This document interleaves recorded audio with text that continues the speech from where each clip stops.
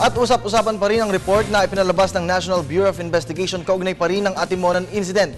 Kunin natin ang panig at saloobin ng pulisya sa pagkakataon pong ito. Makakausap po natin sa linya ng telepono si Police Chief Superintendent Generoso Serbo Jr., ang tagapagsalita po ng Philippine National Police. Magandang hapon po sa inyo, General Serbo. Si Kirby po ito. Magandang hapon po at sa ating mga tagapakinig. Opo, General, as of this morning po, nasabi po ninyo na hindi pa po ninyo personal na nakuha yung kopya po ng official NBI report tungkol po sa Atimonan incident. Pero batay po sa mga balita po o sa mga balita pong lumabas, anong content ng report, ano po ang inyong masasabi at inyo pong reaksyon tungkol dito? Well, tulad naman din ng mga naging pahayag nila Secretary Marroas at ganoon na rin po ng ating Chief PNP. Actually, yung findings po na ginawa ng ating fact-finding team ay hindi naman po nalalayo, no? Doon sa naging findings din ng National Bureau of Investigation at ng DOJ nga na inaprubahan ng ating Pangulo. At tulad nga po ng aming mga unang deklarasyon, kami po ay susuporta dito po sa mga kasong ipapataw sa ating po mga kapulisan, yung 21, at kami po ay makikikooperate. Opo. General, nasabi niyo po yung mga kaso na makakasangkutan ng mga pulis po noon, ng 21 pulis po na sangkot po dun sa pinakakrimen. Ano pong klase ng kaso ang isasampa ng kanila at ano po ang implementing rules na gagawin pa po ng Philippine National Police?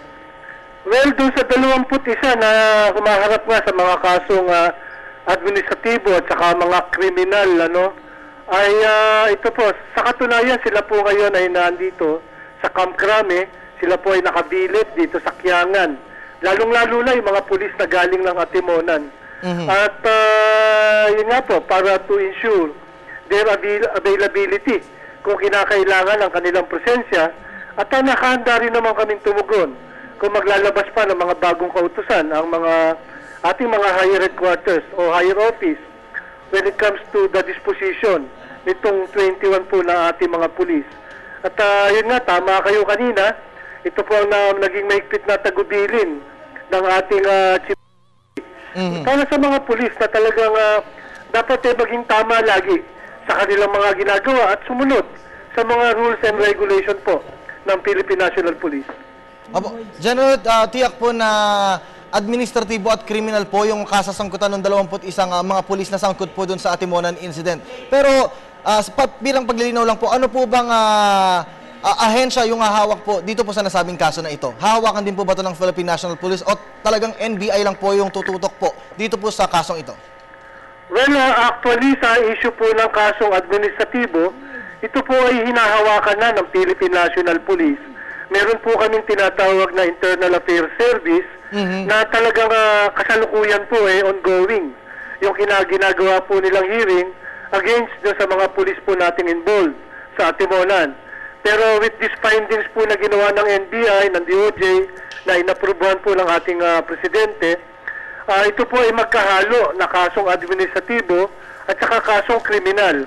So maaaring iharap po ito o dalahin po ito ng DOJ Ombudsman na may kapangyarihan na dinggin po yung administrative aspect ng kaso nito at may kapangyarihan din na tignan yung aspeto ng kriminal upang ito po ay ihain nila sa sandigang bayan.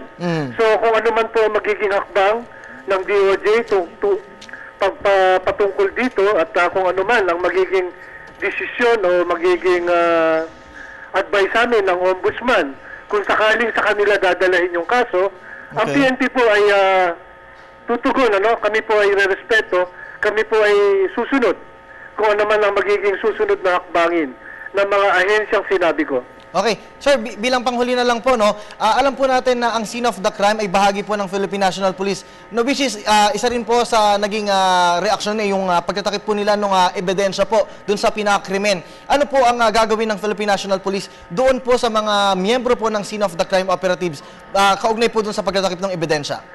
Well, ganun din ang mangyayari dito at tulad ng ginawa po namin sa mga personnel natin na involved sa checkpoint, ay we will make sure na masasagot at madidinig yung panig ng ating mga personnel na involved sa SOCO o yung pag-iimbestiga ng scene of the crime.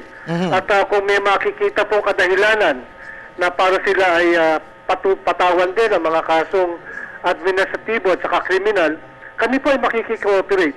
We will never tolerate yung mga irregularity na allegedly nakumit ng ating mga tao at yung nga po, we will allow them na patunayan yung kanilang i-present yung kanilang side sa mga angkop na forum. Nakahanda po ang Philippine National Police. At syempre, General, bukas din po ang aming himpilan ng Telebisyon ng Bayan kung meron po kayong mga update at gusto mo pong ipanawagan sa amin. Maraming salamat po sa inyong pagbibigay ng pagkakataon sa amin para po makausap kayo. Si Chief Superintendent Generoso Servo Jr., magandang araw po. Magandang araw din po at maraming salamat po.